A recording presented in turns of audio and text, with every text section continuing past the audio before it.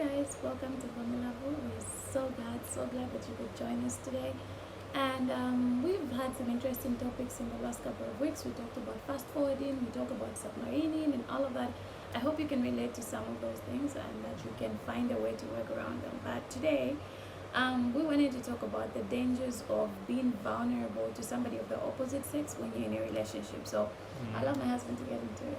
Oh, yeah, so vulnerability is actually good for, in fact, the advancement or the growth of a relationship, any relationship for that matter. And the more you get vulnerable to the person, the more they get to know more about you and basically maybe your weaknesses. But on the other side of the note, again, is that the more they know that, the more they can take advantage of your vulnerability. And so today, as we're talking about being vulnerable, we're talking about being vulnerable to the person of the opposite sex in a situation where you are actually in a relationship with someone, and maybe things are actually happening in that relationship, and then something that does not excite you, obviously, and then you seek advice from a friend who is the opposite sex, and you want to like get advice and maybe comfort, trying to be vulnerable. And we're saying that that is very dangerous. Okay, that's not an area you really want to be trading on. So there are situations where many things might be happening. Maybe it's not practically about you and your relationship with someone, but maybe anything in your family, in your work, and you're trying to confide in another person, and which is the opposite sex. We're trying to say, be careful how you actually do this, how you release the information, how you become vulnerable, because that person might be eyeing you. Okay, they like you, and if only they had an opportunity to know what tickles you, what makes you feel good, or what if they could actually get that situation into that situation where they can be they can feel like, they are a shoulder that you can actually lean on, then they can begin to actually bring you around into liking them. And but it's very, very important that at least confide in your partner, of course, or find somebody who's of the opposite or of the same sex rather, that you can be able to share with that particular information. And we've done a video before, right, with regards to not oversharing with the other person as well, because all those things are very important. Yeah, so I think the whole idea is be careful who you vent to.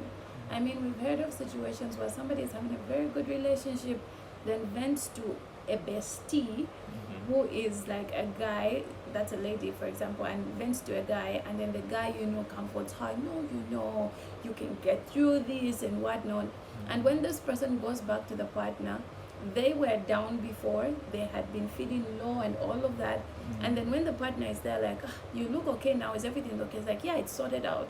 So that means that the next time this lady has a problem, she's gonna seek comfort in another person, and the partner seems behind and doesn't understand how this person is being refreshed, when in the actual sense there's another person that is helping out. And that is dangerous. If we want a healthy, godly relationship, that is not good, because the moment that your partner finds out, number one, it brings mistrust. Then number two, you will begin to see your partner irrelevant.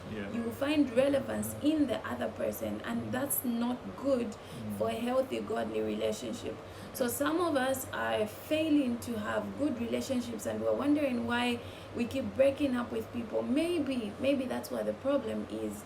Maybe your partner always finds out, like, you vent and you get vulnerable with other guys or other girls if it's in a guy, and then they don't feel good about it, and it gives them shivers to know that if this can happen even before we get married, when we get married it will even be difficult. I had a joke actually.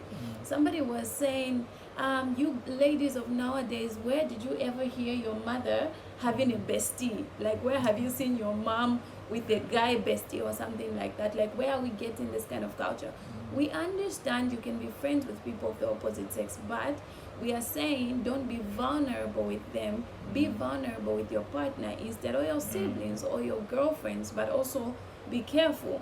But the whole point of all of this is, remember, we want healthy, godly relationships. Yeah, and most of all, if you really want to be vulnerable, please be vulnerable to the Holy Spirit. That. He is the best person you can actually run to, and will give you the best comfort and advice that you would need. So we hope that you're actually running to the right people when you're vulnerable and you're not oversharing in your vulnerability. And yeah, you're keeping your relationship intact, because you, at the end of the day, are responsible for ensuring that your relationship grows with your partner. So thank you so much for Thank actually you. tuning in. Wait, before we close, I actually just thought of something. I think you also need to be careful with, you are a lady and you always want to be vulnerable with your man pastor.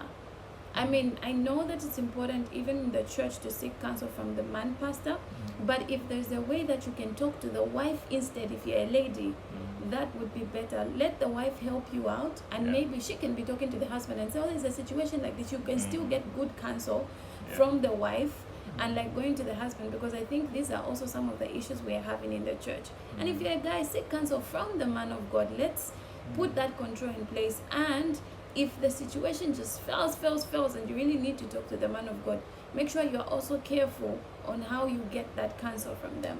Yeah. But otherwise, thank you so much for joining us today. We love you guys so much, and we're praying for your relationships. They Yeah. have to be healthy and godly, so that they'll bring glory unto God. We love you. Bye. Bye-bye.